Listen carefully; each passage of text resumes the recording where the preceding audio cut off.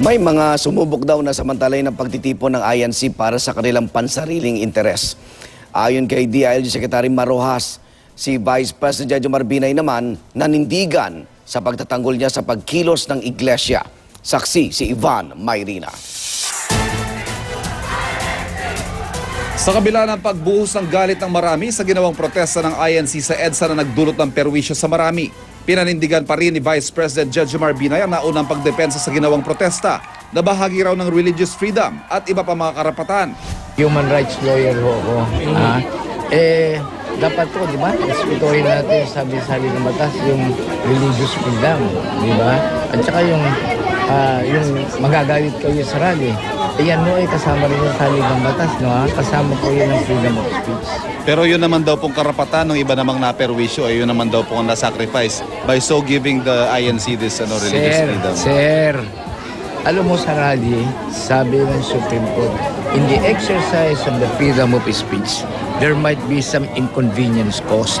Pero hindi mo naman pwedeng ipagbawal yun. Sinasabing bloke kung bumoto ang 2 milyong miyembro ng INC. Noong 2010, hindi nakuha ni Binay ang endorsement ng grupo ng tumakbong vice-presidente. Kanina natanong siya kung nanliligaw siya sa INC ngayon para sa 2016. Next question, please. 10 barangay sa bayan ng Paumbong sa Bulacan ang inikot ni Binay ngayong araw.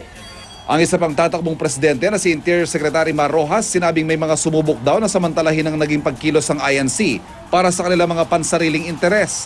Walang tinukoy si Rojas. Ang mahalaga raw, naging mahinahon ng lahat hanggang matapos ang pagkilos kaninang umaga. Sinabi rin ni Rojas sa tahimik na nakipag-ugnayan ng gobyerno sa mga lider ng INC. Hindi niya binanggit kung ano-ano mga napag-usapan at sino mga nag-usap-usap. Pero sinabi niya naging pagkakataon nito para magkaroon ng paglilinaw sa mga issue.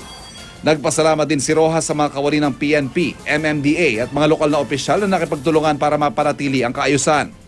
Noong Biyernes, sinabi ni Senadora Grace Poe na bagamat batid niyang ginagawa ni Justice Secretary Laila De Lima ang kanyang tungkulin, mas mainam daw ipinaliwanag niya ng mahinahon kung bakit gano'n ang kanyang naging hakbang sa reklamong isinampa ng itiniwalag na ministro na si Ka Isaiah Samson Jr. Ako si Ivan Mayrina, ang inyong saksi.